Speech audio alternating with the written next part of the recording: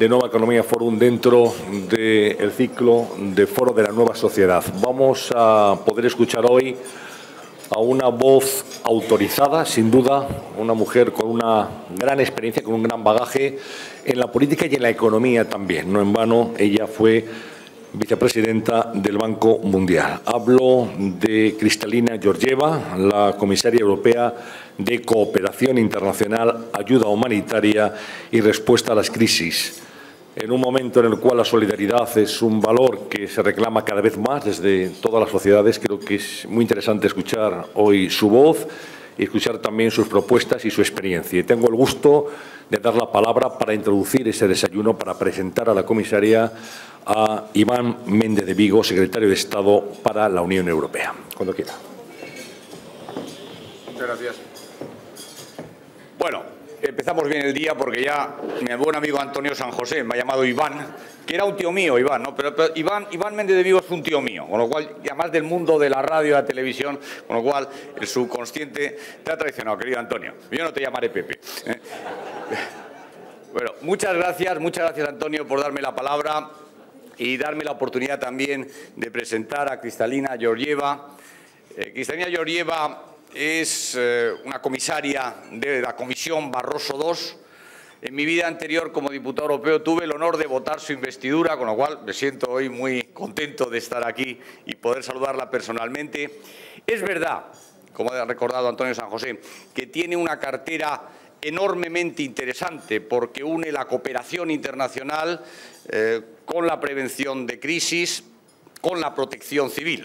Por tanto, tres en una que le obliga a actuar en aquellos temas de ayuda humanitaria rápidamente, y así lo hay. Yo recuerdo particularmente la rapidez de sus intervenciones en Haití o en Darfur, pero también le obliga a pensar a medio y a largo plazo.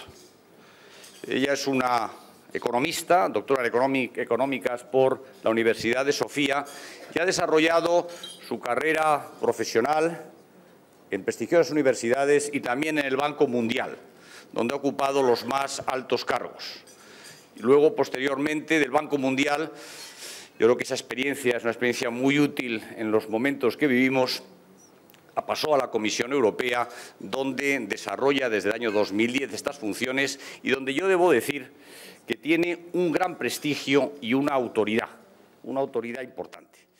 Y en estos momentos difíciles que vivimos todos los países europeos, en estos momentos donde todos los países europeos tenemos que hacer recortes, yo quiero decirle a la comisaria Georgieva que nuestro país, que también los ha hecho y los ha tenido que hacer, y veo al secretario general de Cooperación aquí, que los padece, y sé que los padece personalmente, pero quiero decirle a la comisaria Georgieva que este país, que España, es un país solidario, es un país que le da a la cooperación la importancia que tiene, que cree en ella, que tiene un compromiso permanente con ella, y que cuando salgamos de la crisis, que saldremos, cuando emprendamos la senda del crecimiento, que la emprenderemos, creo poder hablar no solamente en nombre del Gobierno, sino de todos los españoles, que continuaremos con nuestro compromiso con la cooperación al desarrollo, como lo hemos hecho siempre.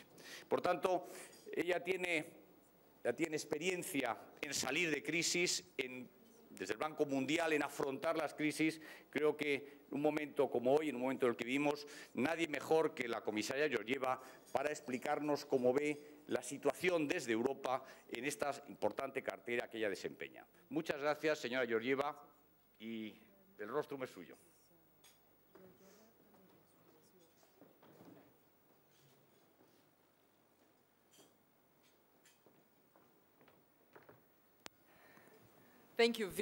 Muchísimas gracias por esta amabilísima presentación.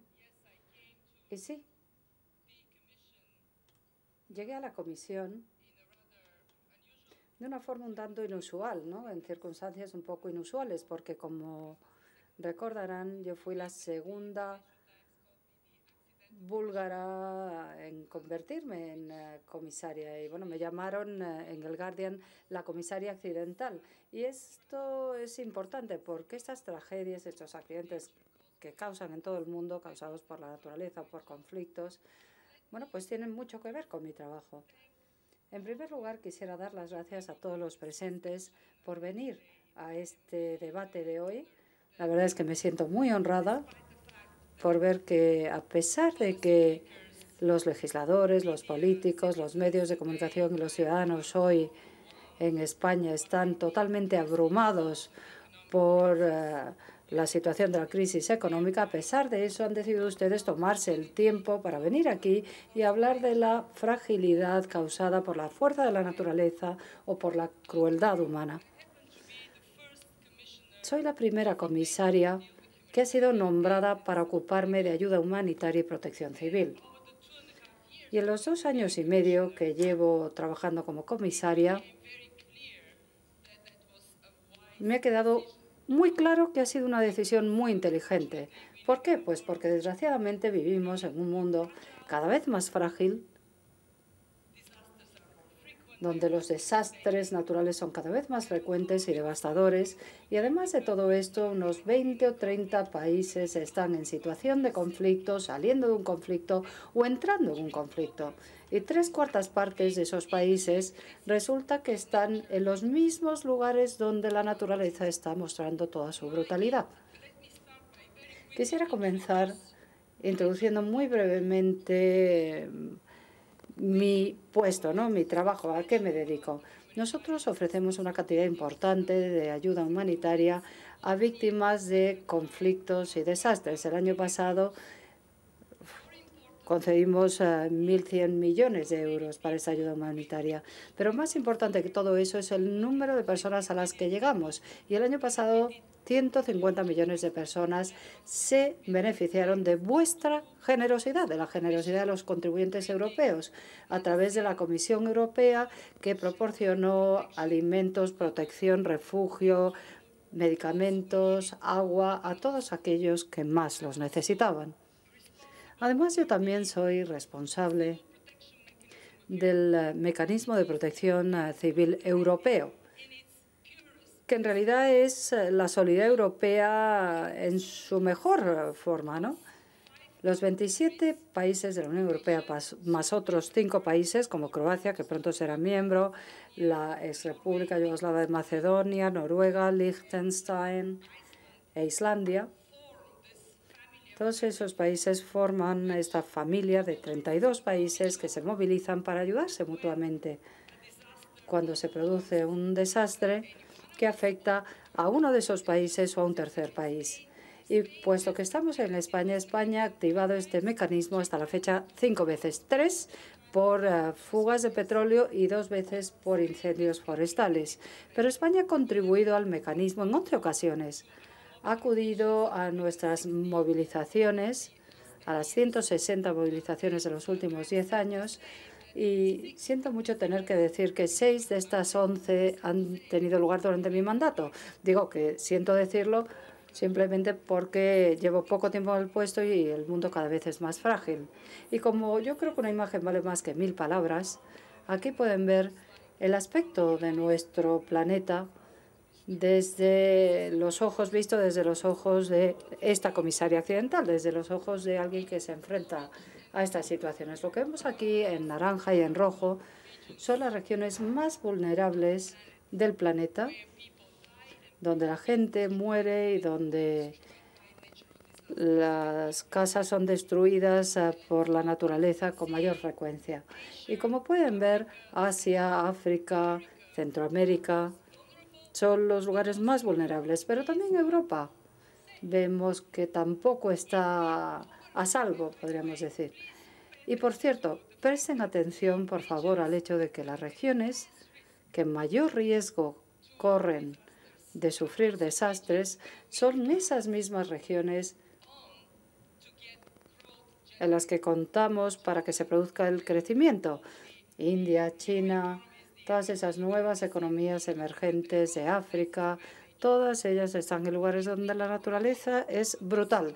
Y si colocáramos sobre este mapa los lugares donde hay hambrunas, donde hay problemas con las cosechas, donde las sequías son más frecuentes, los lugares en los que la demografía hace que la población crezca tan rápido que la propia población se convierte en un factor de riesgo en estos ecosistemas frágiles y en las que las zonas costeras están en mayor riesgo de sufrir problemas. Bueno, pues si solapamos todo esto, pues nos hacemos una idea de la fragilidad a la que nos enfrentamos en el planeta. Pero además de esto tenemos también los conflictos y es precisamente en estos lugares donde se están produciendo los conflictos más dramáticos hoy en día. Y los dos lugares que están arriba en mi lista de prioridades, no solamente en mi lista, sino a nivel global, Siria y el sur de Sudán, están aquí. Pero una cosa que quiero decir para terminar esta primera parte de mi presentación es que existe un mito en el sentido de que es necesario ayudar a los países pobres. Bueno, pues mal vamos, porque los países industrializados, los ricos, tampoco son inmunes a estos desastres. Los triángulos rojos que acaban de aparecer en la pantalla representan a países ricos que sufrieron esta devastación, ya fuera el año pasado o este mismo año. Y he puesto aquí algo entre paréntesis. Hace poco me encontré a mi homólogo estadounidense, al administrador de FEMA, de la Agencia de Gestión de Desastres de Estados Unidos, y le pregunté cuáles eran sus prioridades en Estados Unidos. Y me dijo que tenían dos prioridades. Primero, pensar en lo impensable, porque estamos preparados para aquellas cosas que conocemos.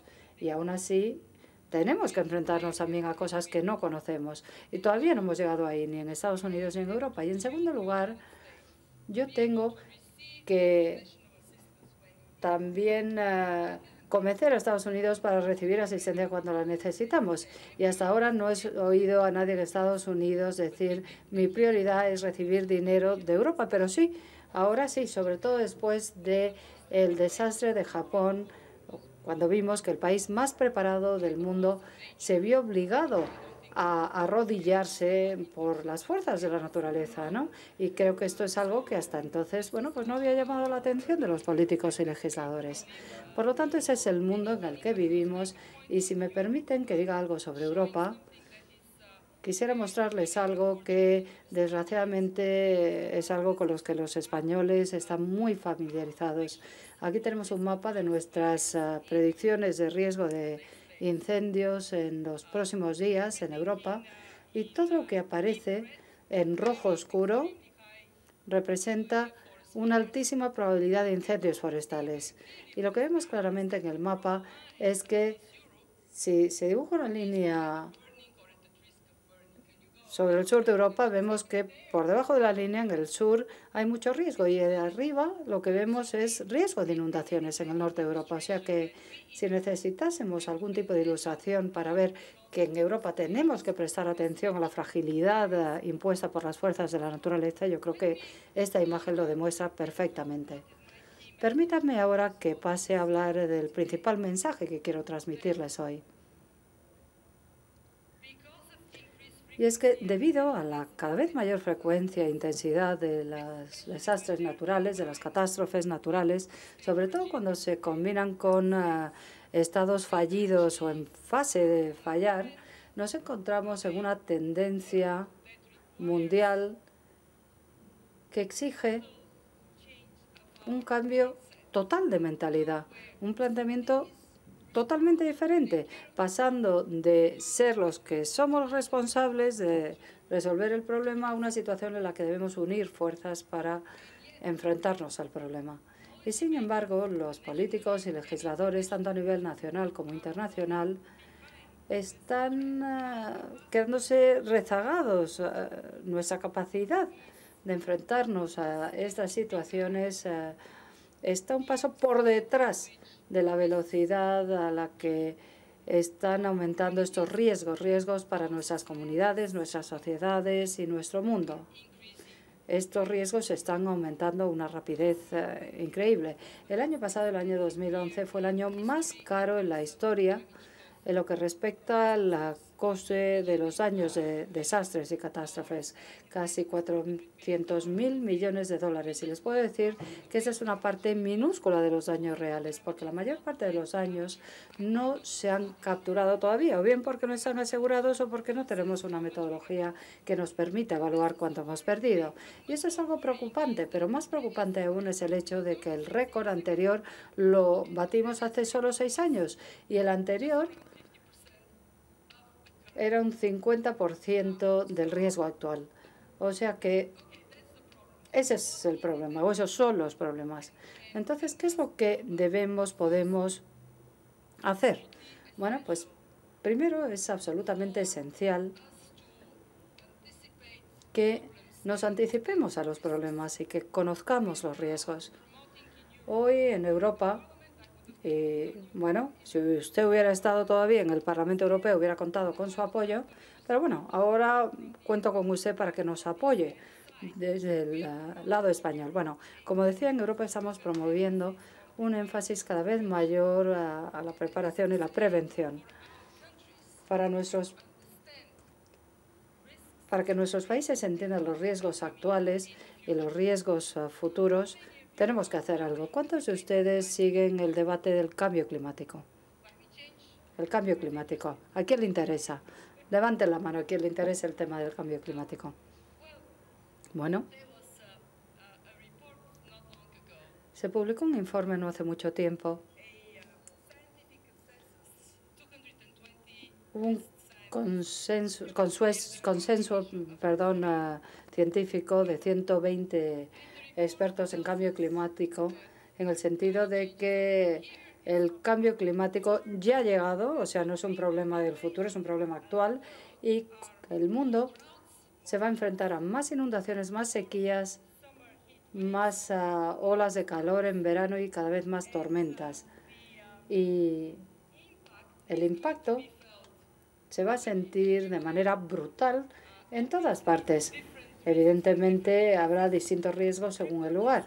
Pero este informe nos dice también que si queremos ser prudentes en lo que hacemos, tenemos que pensar en tres aspectos con respecto a los riesgos de estas catástrofes. Primero, la fuerza de estas catástrofes, que cada vez será mayor. En segundo lugar, qué tipo de personas y propiedades están en riesgo. Y evidentemente, con el crecimiento de la población, cada vez más gente se verá afectada, y con el crecimiento económico cada vez más propiedades resultarán dañadas. Y esto es algo, lo siguiente de lo que voy a hablar, que está en nuestras manos. ¿Cuán preparados estamos para que cuando ocurra una catástrofe podamos hacerle frente? Y también al mismo tiempo reducir el riesgo, ¿no?, de que nos afecte. Y ese es el segundo mensaje que les quiero transmitir, que es posible mejorar nuestro nivel de preparación y prevención y proteger a nuestros pueblos y a nuestras economías de ese modo. Una cosa que no mucha gente sabe es que en los últimos 10 años 100.000 europeos han muerto en catástrofes naturales. Evidentemente han muerto muchos más en países pobres, pero es increíble pensar que tanta gente ha muerto por el hecho de no haber pensado en protegerles, ¿no? Me parece que no es aceptable. Tampoco es aceptable los grandes daños económicos que causan estas catástrofes. El eslogan preparación y prevención tiene unas dimensiones muy concretas. Son cosas sencillas que podemos hacer todos nosotros. Por ejemplo, España, que tiene un alto riesgo de incendios forestales. Bueno, pues hace falta que haya una legislación que reduzca ese riesgo y que cree incentivos para que la gente no provoque incendios y tenga más cuidado. También la industria de los seguros tiene que involucrarse, porque hasta ahora los seguros se han quedado un poquito como al margen, ¿no?, como si fueran el banco de reserva. Y necesitamos también más programas de reforestación, más programas de gestión de suelo que nos permitan abordar este riesgo. Y esta es la legislación que estamos promoviendo en Europa para entender mejor los riesgos y, al mismo tiempo, que haya una mayor unidad de Europa cuando ocurra lo peor, para que podamos actuar todos juntos ante dichas catástrofes. Y lo tercero que quería transmitirles es que no todos estamos al mismo nivel de riesgo. Hay sociedades que son mucho más vulnerables que otras. Y les voy a dar 2 ejemplos nada más. El año pasado, ¿dónde hubo hambrunas? Bueno, pues en el Cuerno de África, en Somalia, en un país que en los últimos 20 años la comunidad internacional dejó que, bueno, fuera a su bola, ¿no?, permitiendo a su gobierno aterrorizar a su pueblo. Y este año tenemos una situación similar en los países del Sahel. Hay muchos millones de personas que corren el riesgo de morir de hambre. ¿Y dónde es más grave el problema este año? Pues en Mali. En Mali porque la crisis de Libia del año pasado hizo que no solamente mucha gente volviera de Libia, sino que al mismo tiempo grandes armas fueron llevadas de Libia a la región, lo cual aumentó la inseguridad e hizo que el sufrimiento del pueblo fuera incluso mayor. O sea que debemos centrarnos en los más vulnerables. Tenemos esa responsabilidad moral y concentrarnos en los más vulnerables significa que en aquellas regiones donde la naturaleza es más dañina y las sociedades son más débiles, es ahí donde nuestro sistema debe actuar. Y mi mensaje para el gobierno español es el siguiente. Entiendo que España ahora está pasando por una época muy dura y que tienen que hacer sacrificios. Y esto incluye el compromiso español para ayudar a los más vulnerables. Pero a la hora de sacrificarnos, no lo hagamos a expensas de aquellos más vulnerables. Establezcamos prioridades para que nuestra ayuda vaya allá donde sea más necesaria. Y vamos a hacer todo lo que está en nuestra mano para ayudar lo más posible, para cooperar y hacerlo mejor. ¿Y dónde veo yo que hay mayores riesgos hoy en el mundo?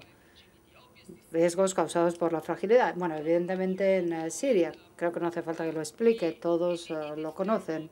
Y es terrible, absolutamente terrible, que Assad no solamente esté diezmando a su pueblo, sino que además no permita que llegue ayuda al país. Hemos conseguido hacer algunos avances. Ahora algunas organizaciones han podido llevar comida y ayuda médica. Y nosotros, la Unión Europea, somos la principal fuente de financiación para esas organizaciones. Y hay algunos sirios que se han ido a Jordania, Irak, Turquía, Líbano, etcétera. Mencioné antes el Sahel. En Sahel, y España participó en ello, acabamos de lanzar un programa que se llama Argelia Sahel, que se basa o se concentra en la situación de sequías, ¿no? Pero la prioridad inmediata es salvar vidas, reducir el sufrimiento. Somalia, el Cuerno de África. Si no invertimos en la resistencia en el Cuerno de África, lo que ocurrió el año pasado volverá a ocurrir. Y es una zona en la que concentrarnos en la resistencia es nuestra prioridad. Pero luego están las crisis que no vemos tan claramente, que no aparecen en las noticias del telediario y, sin embargo, son muy dramáticas, como por ejemplo Yemen. El número de personas en Yemen que se van a dormir con hambre es 8 millones de personas. Impresionante, ¿verdad? ¿Y cuántos de ustedes lo conocían? ¿Cuántos lo sabían? Bueno, me alegro de ver que algunos lo sabían. DRC. Ahora se está hablando otra vez de DRC en los periódicos. ¿Cuántos saben que, según los indicadores humanitarios, la crisis humanitaria en la República Democrática del Congo es dramática? ¿Cuántos lo sabían? DRC es la República Democrática del Congo. Y la situación de las personas del Sáhara, los saharauis, ¿cuántos de ustedes conocen la situación de los saharauis? Todos. Ah, bueno, claro, es que es un tema muy importante para España, claro. Estamos en España, claro. Qué tonta soy, se me había olvidado. Estoy en España, claro que conocen la situación del Sáhara. Pero bueno, como digo, este es un aspecto muy importante. En el mundo de la ayuda humanitaria nos damos cuenta que cuando surge una gran crisis, se movilizan muchos recursos fácilmente para esa zona, pero cuando la crisis ya no está en la pantalla del radar, de los medios de comunicación, cuando no aparecen los telediarios, no hacemos mucho al respecto. En la Comisión hemos hecho 2 promesas. Primero, que vamos a dedicar un 17% de nuestra financiación a las llamadas crisis olvidadas, o sea, esas personas que no son visibles para nuestro público. Y, en segundo lugar, hemos hecho una promesa de gastar entre un 8 y un 10% del presupuesto humanitario, de ayuda humanitaria, para ayudar a los países vulnerables a desastres y catástrofes naturales, para que sean resistentes o más resistentes a inundaciones y sequías. Y sé que aquí España puede ayudarnos a hacer mucho más. Quisiera concluir diciendo lo siguiente. Sí, es verdad que estamos en crisis en Europa y hay mucha gente que piensa que, puesto que estamos en crisis, solo debemos preocuparnos por nosotros mismos y no por esos otros pueblos o personas que están en una situación mucho más necesitada que nosotros. Bueno, pues es una equivocación. Nosotros hemos repartido entre nosotros algo que es muy importante y de lo que me siento muy orgullosa como comisario europeo, y es la opinión de los ciudadanos, que nos dicen que, a pesar de la crisis interna que tenemos en Europa, siguen queriendo ser solidarios, siguen comprometidos y queriendo ofrecer solidaridad a las personas que sufren en catástrofes naturales y conflictos. Y ese sentido de solidaridad en Europa ha aumentado durante la crisis. En el año 2010, un 79% de los europeos, que es una cifra muy alta, estaban a favor de la ayuda humanitaria. Hoy, el promedio en Europa es del 88%. 2 años en crisis y casi un aumento de 10 puntos en el nivel de solidaridad, lo cual demuestra que los europeos son la mayor fuerza del bien en Europa. Y, de hecho, España, bueno, podemos decir que tiene un 92% de la población que apoya la solidaridad, a pesar del lastre que supone la crisis para España. Así que quisiera terminar diciendo que sí que nos enfrentamos a un gran problema. Sí, es verdad que como legisladores y políticos no estamos adelantándonos a los problemas, vamos rezagados, pero nuestros ciudadanos son los que van a tener que presionarnos, empujarnos. Gente como ustedes nos tienen que presionar para que le demos prioridad a estos asuntos. Y esa es la esperanza que yo tengo en el mundo, porque creo en la bondad del pueblo europeo. Muchísimas gracias.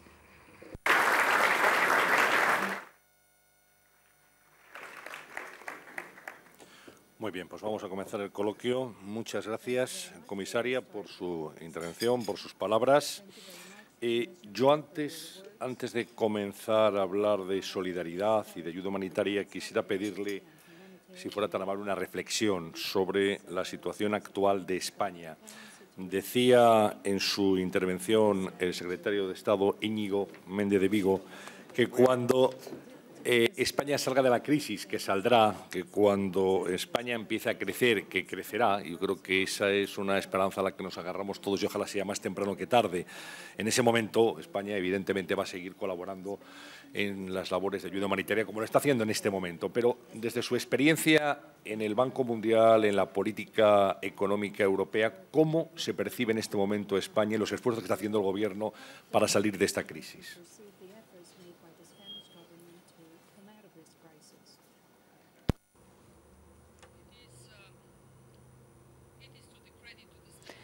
Creo que el Gobierno español y el pueblo español merece el crédito de que todas las medidas que se están adoptando y las que se acaban de anunciar van en la dirección de hacer que la economía española se fortalezca.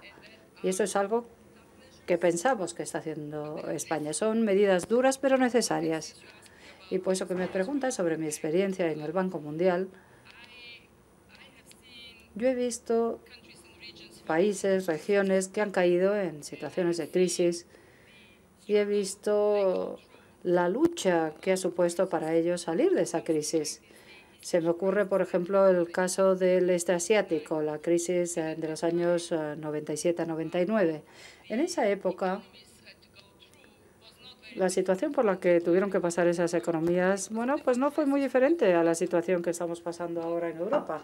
Hombre, eran crisis diferentes, pero en gran medida, bueno, pues tuvieron también que absorber una situación de gran dolor y sufrimiento. Pero si vemos lo que pasó a aquellos países del este de África, de Asia, perdón, que superaron la crisis y tomaron las medidas necesarias, hicieron las reformas económicas necesarias, salieron fortalecidos. Así que hoy en Europa sí, es verdad que hay crisis. Y sí, que va a ser un camino largo, duro, ¿no? ¿Por qué? Por esa famosa palabra desapalancamiento, ¿no? Porque a lo que nos estamos enfrentando es a una situación en la que después de un tiempo en el que como individuos, como países, como sector privado, nos dedicamos a crecer, pensando que nuestros activos seguirían creciendo eternamente, con lo cual nos endeudamos a cambio de esos activos. Bueno, pues ahora resulta que hemos dejado de crecer y ahora tenemos que desapalancar, tenemos que encoger nuestras economías y tenemos que aprender a vivir en esta situación y no seguir soñando eternamente en volver a la situación anterior. Y eso va a llevar tiempo y va a ser doloroso, pero Europa los 27 Estados miembros de la Unión Europea constituyen la mayor economía del mundo. Tenemos poblaciones con un alto nivel de educación, instituciones muy sólidas, tenemos Estado de Derecho y tenemos la capacidad de afrontar estos problemas.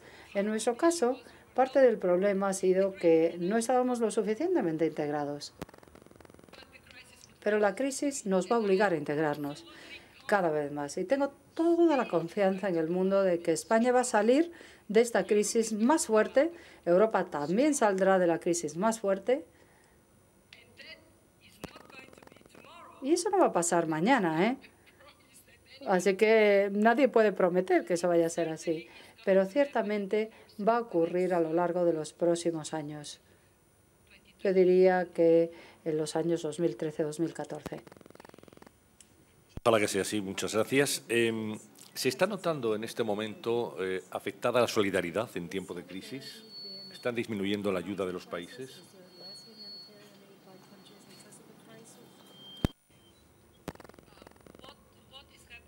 Lo que está ocurriendo es que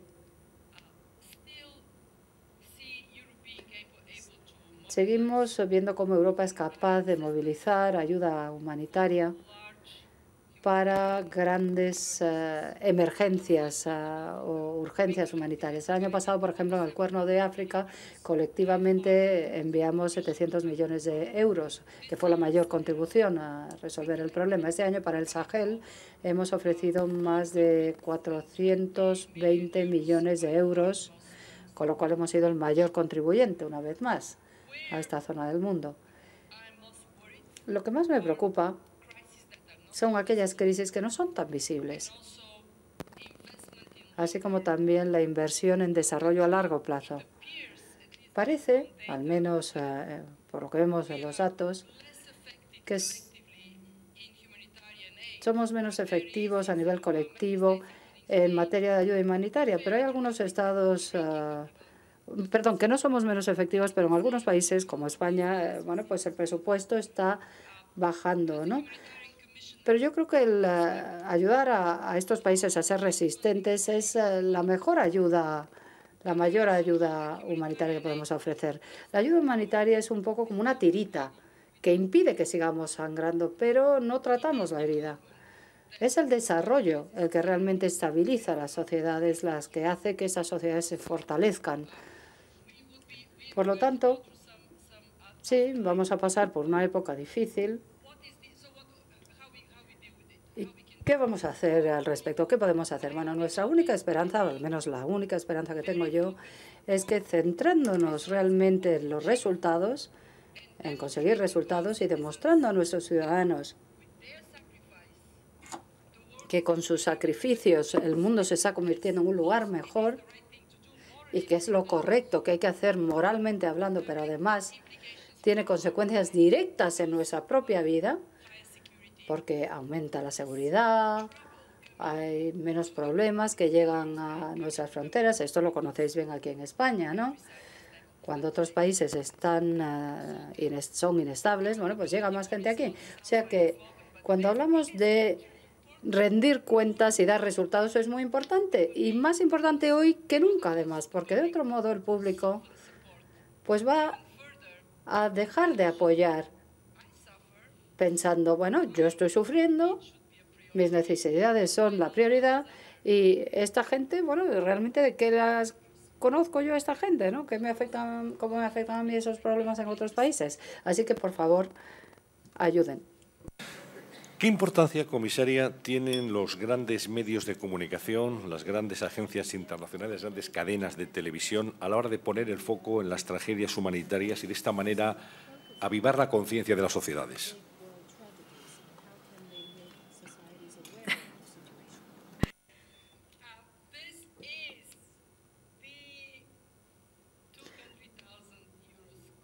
Esta es la pregunta de los 200.000 millones de euros. Porque es fácil movilizar la atención, movilizar al público para que vaya al rescate cuando se muestran grandes desastres y catástrofes en los medios de comunicación. Cuanto mayor el desastre, mayor solidaridad. Sin embargo, la gente que más sufre en el mundo sufre no en acontecimientos muy visibles, ¿no? Y la mejor manera de reducir su sufrimiento es previniendo, impidiendo que se produzcan esas situaciones. Para empezar, antes hablé de invertir en resistencia, en prevención. 1 euro que se invierte en prevención significa 7 euros que se ahorran en daños. Muchas veces hablo de la desnutrición. Un niño que no está desnutrido hoy, gracias a 10 euros de ayuda, al final ayudará a crear una sociedad fuerte y bien nutrida. Sin embargo, un niño malnutrido, desnutrido, tenemos que gastar 150 euros para salvarle y, sin embargo, nunca se va a convertir en un miembro productivo de la sociedad. Y es más fácil, a mí me resulta más fácil conseguir esos 150 euros que conseguir esos 10 en prevención. ¿Cómo nos pueden ayudar los medios? Bueno, pues tendrán que encontrar alguna manera de contar buenas historias que resulten interesantes, porque al final, perro que no ladra, pues no nos enteramos de que está ahí. Si no ladra el perro, no nos enteramos de que está ahí. ¿Y cuántos de los que estáis aquí sois miembros de los medios de comunicación? A ver, ¿cuántos medios hay representados aquí? Deberíamos preguntaros a vosotros, ¿cómo podemos dar buenas noticias y hacer que esas buenas noticias resulten interesantes? Silvia Moroder, de la Fundación ANAR, que dice: me preocupa enormemente el dato de que España es uno de los países del mundo con más peligro de fuegos, unido a la sequía que presenta la desertización del país en el futuro. ¿Qué podemos hacer al respecto?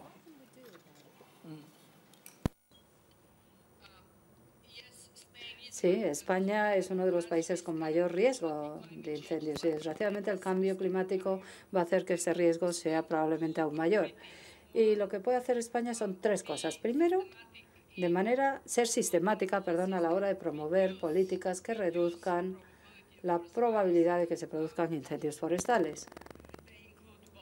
Como por ejemplo, y ahí hay que utilizar políticas de zanahoria y de palo, o sea, que sea más atractivo plantar árboles y mantener el suelo equilibrado, de manera que el riesgo disminuya.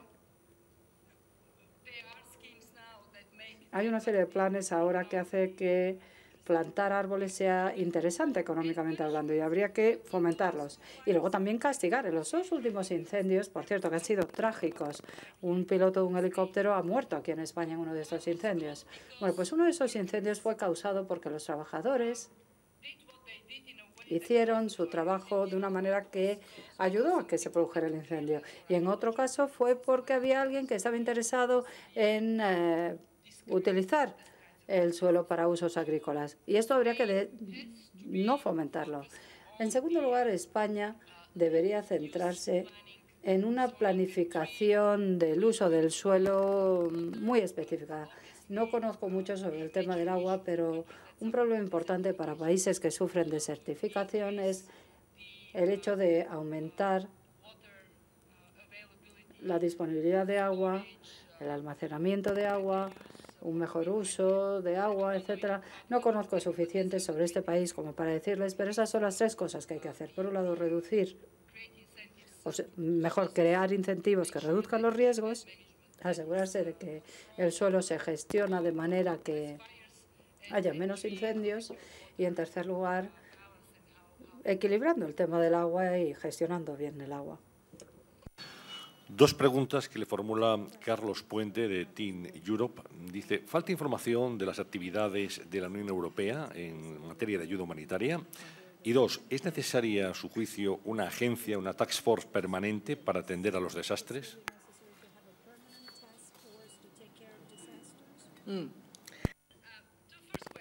A la primera pregunta, bueno, puedo decir que estoy totalmente de acuerdo en que no hablamos lo suficiente sobre lo que hacemos en materia de ayuda humanitaria.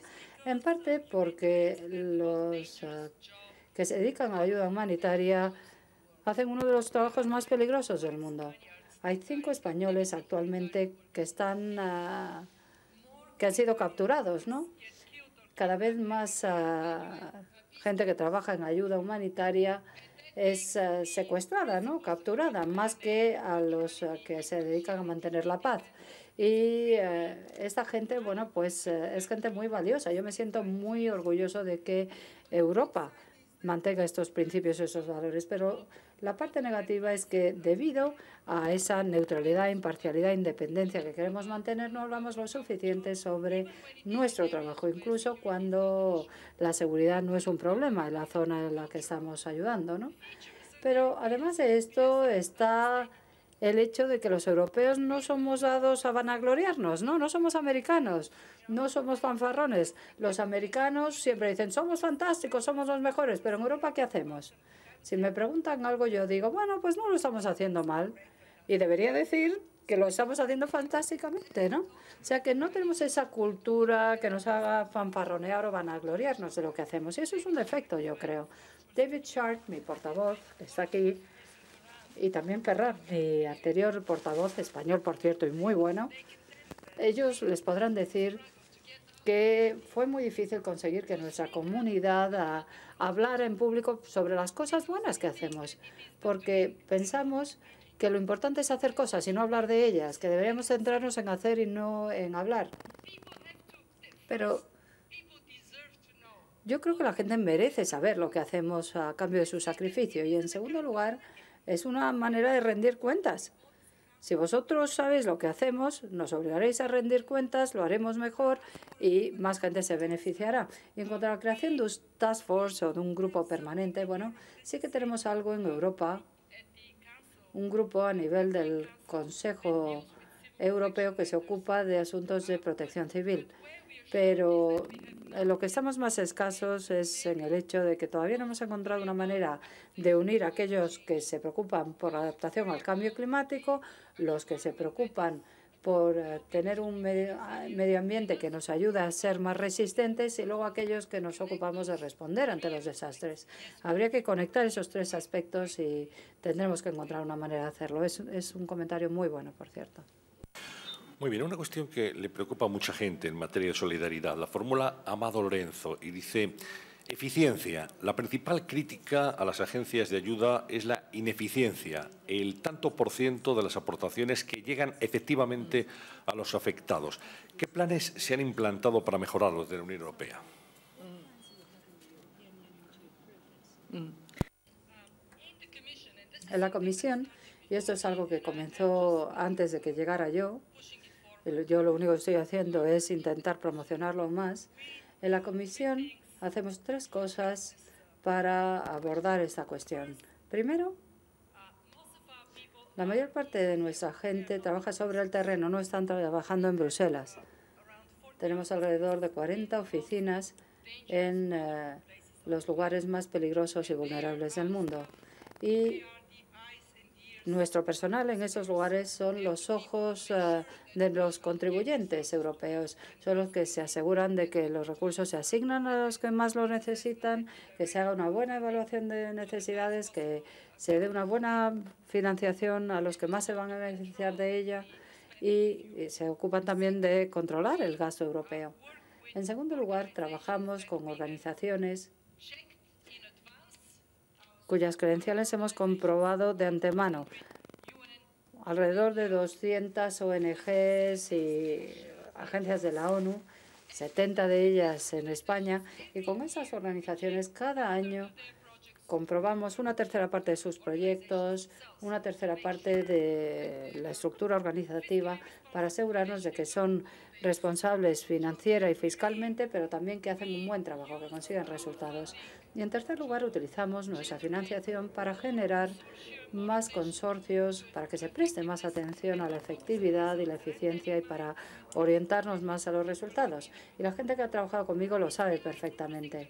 Es interesante saber que hemos dado a las ONGs españolas en los últimos 5 años 175 millones de euros de nuestro presupuesto. Pero más interesante aún es saber qué es lo que se ha conseguido con ese dinero, cuántas vidas se han salvado, cuántos niños desnutridos han sido tratados, cuántas mujeres con riesgo de ser violadas han sido protegidas.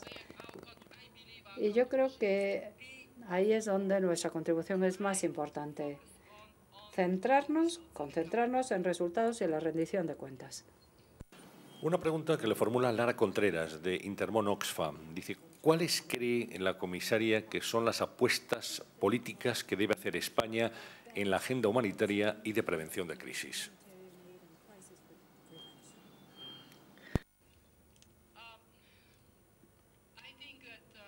Creo que España actualmente se encuentra en una situación muy singular, un país que tradicionalmente ha sido un donante muy importante que ahora se ve obligado a reducir su contribución financiera. Y eso le da la posibilidad a España, la oportunidad a España de pararse a pensar en cómo priorizar esta financiación, ¿no? Esta contribución. Asimismo, le da la oportunidad a España de promover una mayor cooperación a nivel europeo para que nos podamos asegurar de que no acabamos ayudando a algunas comunidades al 300%, a los que sufren, algunos, mucho y a otros nada de nada. Si yo viviera aquí en España, asumiría este papel. Diría, bueno, vale, ahora tenemos menos dinero, espero que esta situación no dure mucho, pero lo que vamos a hacer es dar ejemplo de cómo se puede utilizar este dinero de manera plena, completa y de la mejor manera posible. Manrique Gil, de Fride, dice, solo unos meses después de la crisis alimentaria en Somalia, el mundo se enfrenta a algo muy similar en el Sahel. ¿Cree que se han aprendido las lecciones a la hora de responder a esto? ¿Cuáles son, a su juicio, los principales obstáculos políticos para resolver la situación de Mali en el Sahel? ¿Cómo puede resolverse? Sí, hemos aprendido una lección. Y yo diría que no precisamente el Cuerno de África. Si me preguntan cuál es la principal lección que hemos aprendido en el Cuerno de África, es que no podemos permitirnos el tener un Estado fallido en ninguna parte del mundo, ni en Somalia, ni en Yemen, ni en ninguna parte. Pero también hemos aprendido que tenemos que anticiparnos a las crisis, preverlas, actuar de antemano, dirigirnos a los lugares más vulnerables y si es un problema recurrente, debemos invertir para impedir que se repita el problema. Lo que hemos hecho en Sahel, que ha sido diferente al Cuerno de África, es que, bueno, primero, en noviembre del año pasado vimos signos de advertencia y nos movilizamos. Yo estuve en la región a mediados de enero y ya entonces duplicamos la ayuda de la Comisión a pesar de que la temporada de hambrunas es en mayo y junio. De esa manera pudimos movilizar una financiación directa para las clínicas, para ayudar a los niños desnutridos, que es el mayor grupo de riesgo, pero también ofrecimos alimentos a todas las comunidades. Y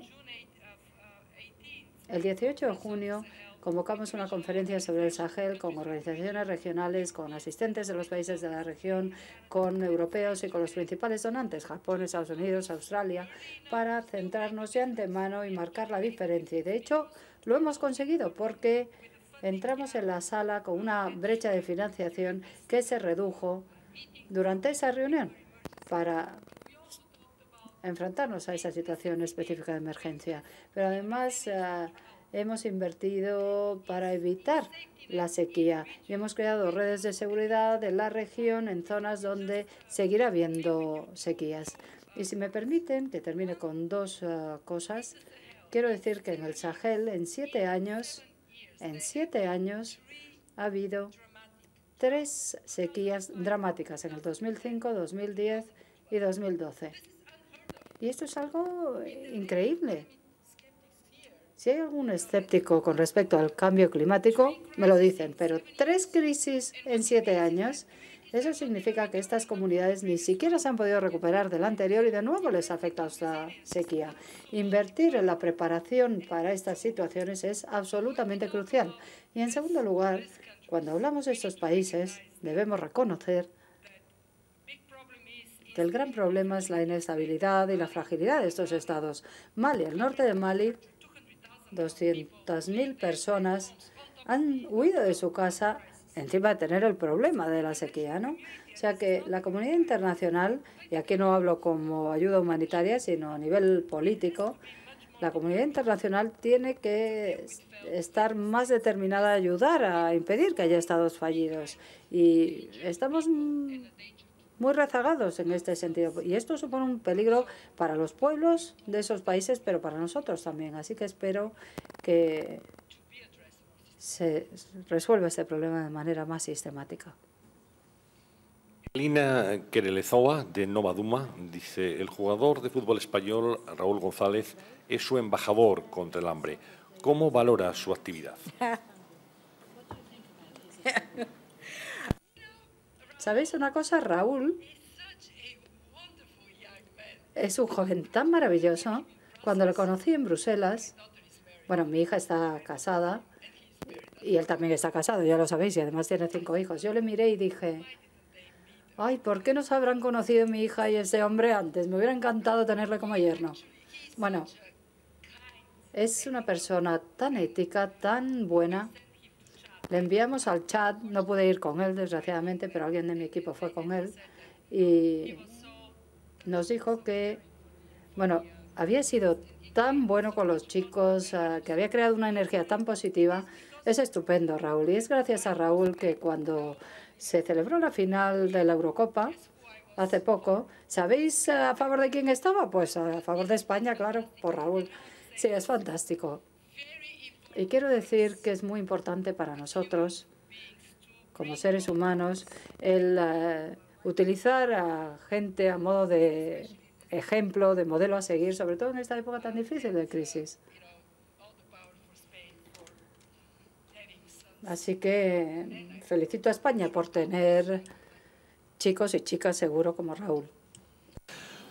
Ay, perdón, esto no lo he dicho antes, pero estamos movilizando un pequeño ejército de embajadores de buena voluntad como Raúl para asegurarnos de que la lucha contra el hambre sea una lucha que esté en el corazón de todos los europeos.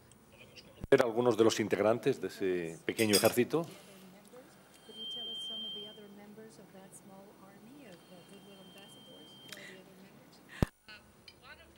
Uno de ellos es búlgaro, Krzysztof Stichkov, al que debéis conocer de sus días como jugador del Barcelona, del Barça. Tenemos a Viera o Viega, ¿cómo se llama? Patrick Viera, que es... Y Stefan, ay, es que los nombres se me dan fatal. ¿Cómo se llama de apellido Stefan? El alemán, que está en nuestro equipo. Lo siento. Debo admitir, debo confesar que tengo este defecto, que no me acuerdo de los nombres. Pero más importante que los embajadores actuales de buena voluntad es el hecho de que nos hemos dirigido a las ligas de fútbol y el año que viene estamos planificando las cosas para tener más embajadores, pero lo que es más importante todavía, un mayor nivel de compromiso y de involucración, porque este año, en 3 días, 150 partidos se han celebrado bajo el eslogan de emergencia en Sahel, intentando concienciar a la gente sobre el problema de Sahel. Desde Lisboa a Vladivostok ha habido 300 partidos contra el hambre. Así que aparte de estos embajadores a título individual, de su rostro, el de todos estos futbolistas, queremos movilizar a más gente. El fútbol es un deporte maravilloso y es un lugar maravilloso para involucrar a la gente y hacer que la gente sienta simpatía hacia aquellos que sufren, ¿no? Más preguntas. Luis Javier Sánchez, de diariojurídico.com, dice: ¿qué ayudas prepara la Unión Europea para los nuevos pobres que surgen de la crisis económica en Europa?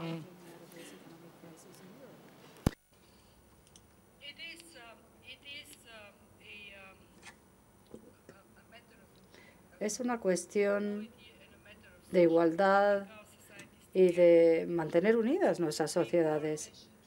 Y debemos llamar la atención de las sociedades hacia aquellos que son más vulnerables ante la crisis. En Europa, 150 o 115 millones de personas, casi un 24% de nuestra población, mirándolo con nuestro rasero, claro, que es un rasero bastante elevado, esa gente es pobre o se acerca a la línea de pobreza, al umbral de la pobreza. ¿Y qué hemos hecho? Bueno, primero hemos aumentado, tenemos un programa llamado Ayuda para los Necesitados, dirigido a los más vulnerables, que ofrece ayuda a 18 millones de personas muy vulnerables en Europa, incluida asistencia alimentaria. Y les puedo decir que me rompe, me parte el corazón ver que tenemos que hacer esto en Europa, pero hay que hacerlo. El año pasado, 600 y pico mil toneladas de alimentos fueron llevadas a las personas más afectadas por la crisis. Pero más importante que esto es el hecho de que la Comisión quiere resolver el problema del paro, sobre todo el desempleo juvenil. Y estamos promoviendo de manera muy activa en los Estados miembros programas para que los recién licenciados puedan entrar en el mercado de trabajo y tengan una primera experiencia, porque se enfrentan contra un muro, no tienen experiencia y nadie les contrata cuando salen de la universidad. O cuando hay que despedir a gente, son los primeros en ser despedidos. La idea es darles esa primera experiencia a través de contratos en prácticas, para que formen pymes, etcétera. No sé si conocían esta cifra, pero aparentemente en Europa tenemos alrededor de un 23-24 millones de pymes y el mismo número de desempleados. Así que si encontráramos una forma mágica de hacer que cada una de esas pymes contratase a una sola persona, el problema desaparecería. Y es ahí donde estamos trabajando. Estamos intentando resolver este problema y de esa manera ayudar a los más vulnerables. Pero puedo decir que por mi experiencia en ayuda humanitaria, para que la ayuda sea realmente importante y significativa, hay que llevársela a los que más la necesitan. Y hay que hacerlo de una manera que proteja la dignidad de la persona. Y eso es algo que debemos recordar. Y es que muchas veces la gente tiene su orgullo y no quiere pedir ayuda. Y la ayuda les tiene que llegar de una manera muy respetuosa. Y no sé hasta qué punto estamos teniendo éxito en ese sentido, pero tenemos que lograrlo. Vamos ya con las últimas preguntas de este desayuno. Lucelena Pérez, consultora, dice: ante el asesinato continuado de sirios y la situación caótica en la que viven y a la que están sometidos, ¿no cree, comisaria, que la respuesta de la Unión Europea ha sido muy poca, muy tibia y bastante lenta? ¿Qué están haciendo?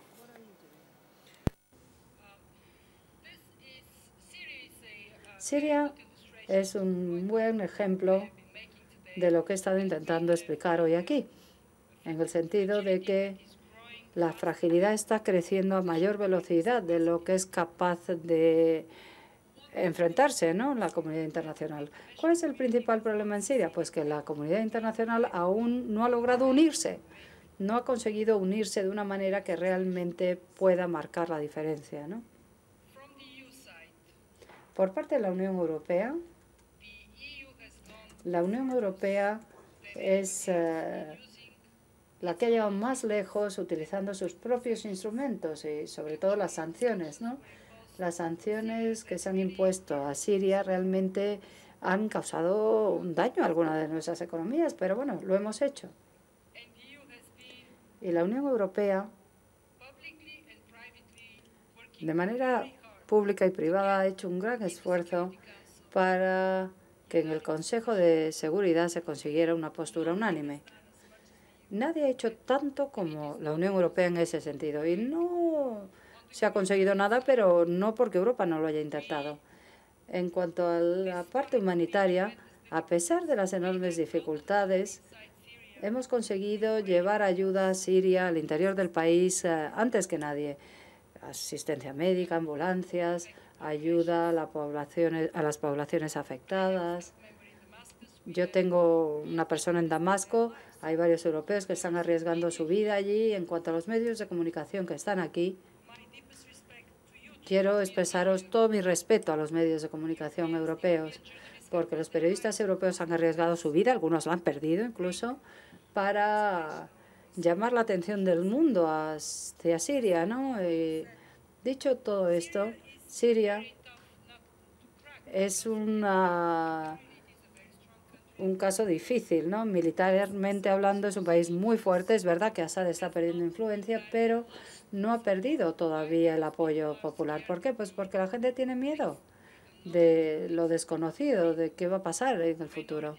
Las minorías, sobre todo, están muy preocupadas y la oposición siria aún no ha estado a la altura de las circunstancias. Y la guerra se puede traer de fuera, pero la paz no se puede importar. Tiene que crecer desde dentro, ¿no? Surgir desde dentro. Con esto no pretendo decir que Europa no hubiera podido hacer más. Por supuesto que en una situación como esta, todo el mundo quiere hacer más. Pero creo que lo justo sería ver la situación en Siria tal y como es, con todas sus complejidades y en su totalidad, en su globalidad. Francamente, como europea, con frecuencia siento que, como somos gente buena y autocrítica, a veces, bueno, no hay más que ver la crisis económica. Entiendo por qué los americanos y otros actúan como actúan, pero cuando entiendo que se metan con nosotros los demás, pero que nos metamos nosotros con nosotros mismos, tenemos que ser críticos, claro, pero es más cuestión de llegar a un acuerdo, ¿no? Y de asumir responsabilidad de lo que hacemos. Dos últimas preguntas. Joan Fernández, de Incidem, dice: en el contexto actual de aumento de desastres naturales, aumento poblacional, etcétera, es innegable el rol fundamental de los gobiernos locales y regionales. ¿Participan estos mismos gobiernos del ámbito europeo en acciones de ayuda humanitaria?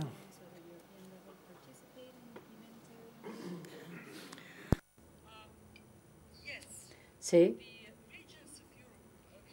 Las regiones de Europa, bueno, un país como España en particular, es muy importante. Participan bastante en los asuntos económicos, pero también lo hacen cuando hablamos de asistencia humanitaria y cooperación al desarrollo. Y de hecho, agradezco esta pregunta porque quizá tendríamos que hacer algo más para incluir los esfuerzos de las regiones, sobre todo en este momento en que es más difícil el movilizar recursos y llevar ayuda a los más vulnerables. Así que gracias por la pregunta. Y la última cuestión la plantean desde Manos Unidas. Dicen: ¿nos podría explicar en qué consiste el Cuerpo Voluntario Europeo de Ayuda Humanitaria? Según la encuesta, el voluntariado es un valor muy aceptado por la sociedad.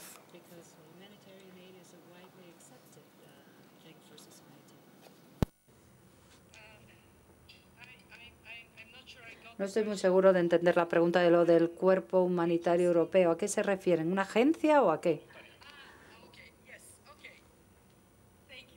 Gracias por aclarármelo. En el Tratado de Lisboa hay un artículo que dice que deberíamos establecer en Europa un cuerpo voluntario de jóvenes que vivan y expresen los valores de solidaridad de una manera que puedan apoyarlo a las instituciones europeas. Estamos ahora en proceso de diseñar este cuerpo voluntario. De hecho, estamos buscando un buen nombre para este cuerpo, pero bueno, eso es otra historia y me llevaría mucho tiempo explicarlo. Estamos haciendo proyectos piloto para experimentar exactamente qué puede hacer este cuerpo voluntario a la hora de reclutar y desplegar voluntarios. Lo que queremos hacer es, y esto nos devuelve al tema de la visibilidad, queremos tener una manera de mostrar la bondad de los europeos y de la ayuda humanitaria europea, pero sobre todo para los jóvenes, aunque ahora pensamos que este es un concepto relativamente nuevo, pero somos jóvenes, para aquellos que quieran hacerlo, que puedan recibir el apoyo y la formación necesaria para poder ser más eficaces, ¿no? Y estamos viendo dónde están las mayores lagunas. Una de esas lagunas la encontramos en la gestión de emergencias complejas, personas que tienen experiencia enfrentándose a estos casos complicados. Otra brecha que tenemos, otra laguna que tenemos es la de la prevención. Tenemos ONGs de respuesta, pero no tenemos organizaciones que ofrezcan cualificación a las comunidades para que se preparen para reducir el riesgo de los desastres, ¿no? También vemos que hay una laguna en la formación, ¿no? Una certificación como voluntario europeo, un diploma que si lo tienes, pues demuestre que cumple los requisitos A, B y C, ¿no? Vamos a completar estos proyectos pilotos y una vez terminados ya haremos una propuesta legislativa basada en la experiencia, porque lo que no queremos hacer es diseñar de forma abstracta, ¿no? Queremos crear un cuerpo voluntario europeo desde abajo, ¿no? Y la gente apoya muchísimo esta idea, sobre todo en esta época económica difícil y sobre todo porque tenemos este objetivo en Europa.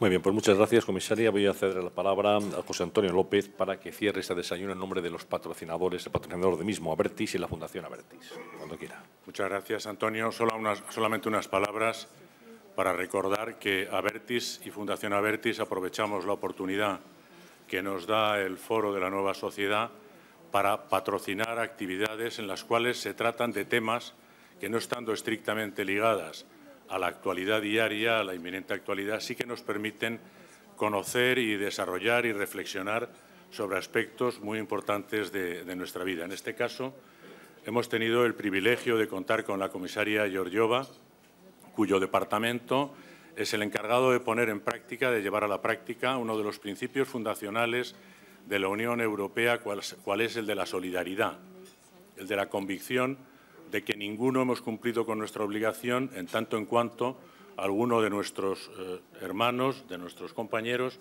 lo esté pasando mal. Y en ese sentido, esa actividad se desarrolla desde la comisaria, o a través de la comisaria Kristalina Georgieva, y yo creo que hemos tenido a lo largo de esta mañana la oportunidad de conocer cuál es el desarrollo de sus actividades y su esperanza. En el plano personal es un tema que me afecta extraordinariamente por cuanto mi hija, mi única hija, es cooperante internacional a través de Médicos Sin Fronteras y ha estado en prácticamente todos los países que la comisaria ha citado, el Chad, República Centroafricana, la República del Congo, Zimbabue, Darfur, etcétera. Tantos y tantos sitios donde conocemos perfectamente, aunque no seamos conscientes, el hambre y las dificultades y las penurias que se pasan, y en ese sentido también yo creo que las reflexiones de esta mañana nos sirven para quitarnos el ojo de nuestro ombligo y comprobar que, si bien es cierto que en España y en Europa lo estamos pasando mal, hay otros muchos sitios donde lo están pasando infinitamente peor que nosotros. Termino por donde empecé. Gracias a Nueva Economía por la oportunidad, gracias y enhorabuena a la comisaria por su intervención y muchas gracias a ustedes por su asistencia y su atención. Muy buenos días.